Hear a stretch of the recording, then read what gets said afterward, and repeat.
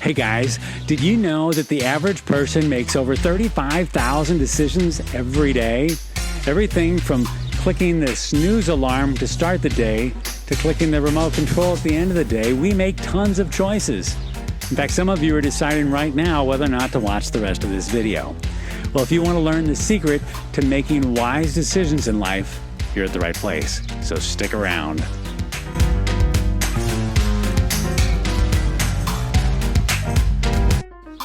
Hey guys, Robbie Sondag here with a little godly advice for living a more meaningful life. Well, some of you guys are pretty good at making decisions. Others of you struggle with sandwich decisions at Subway.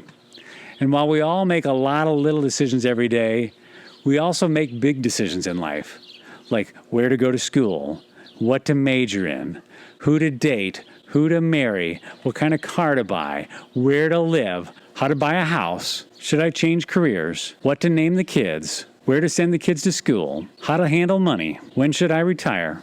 Those are big decisions with big consequences. So today I want to give you 7 simple steps for making wise decisions on the big choices in life. Are you ready? Good, because here we go. Number 1, define the want or the need. Keep your eye on the ball and don't go following any rabbit trails. Some of you guys go online to car shop, and then a half hour later you're reading articles that have nothing to do with cars. The bigger the decision, the better it is to know who you are and what you're about, and then zero in on what it is you're really after. Number 2, narrow down your options.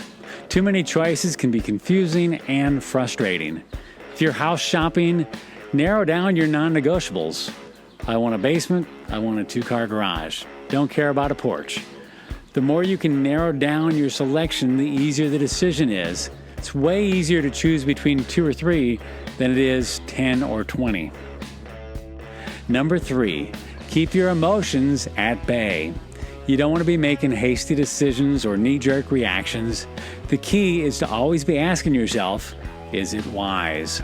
This is a good question to ask whether it's a small decision or a big decision.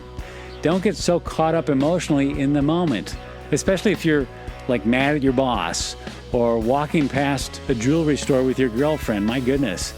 Keep your emotions at bay. Remember, the pain of discipline is way better than the pain of regret. Number 4, read the Word. Let God speak to you through His Word, the Bible. Psalm 119:105 says, "Your word is a lamp to my feet and a light to my path." If you're not overly familiar with the Bible or you don't know where to begin, try checking out some of the references in the back. Like, for example, what to read when the future seems hopeless, or what to read when you're seeking God's direction, or when you need comfort. There's a whole list of places to start. Don't just play pin the tail on the donkey and, well, let's try here. Be responsible and have a plan. Number 5, seek advice from wise people. Now, I'm not talking about asking an old drinking buddy if you should leave your wife. I'm talking about asking wise people who you trust for their thoughts. Proverbs 15:22 says, "Plans fail for lack of counsel, but with many advisors, they succeed." Number 6, pause to reflect, pray, and listen. Proverbs 19:21 says, "Many are the plans in a man's heart, but it's the Lord's purpose that prevails." A lot of times we want to make a decision to go this way, but we've got this feeling in our gut we should go another route. And if we're a Christ follower, chances are it's probably not your gut, it's probably the Holy Spirit. And ultimately, that's the voice we're listening for. And number 7, make the decision.